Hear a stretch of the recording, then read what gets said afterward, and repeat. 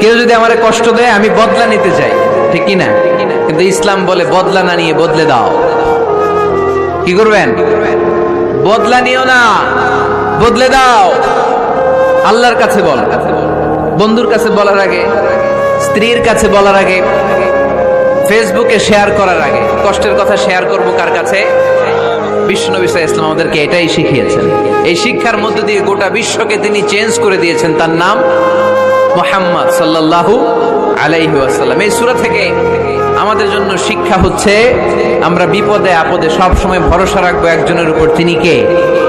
আর মনে রাখতে হবে the grief isn't permanent, the struggle isn't permanent। এই পৃথিবীর কোনো দুঃখ, কষ্ট আর সমস্যা এটা পার্মানেন্ট নয়। সমস্যার পরে সমাধান আছে, দুঃখের পরে আনন্দ আছে।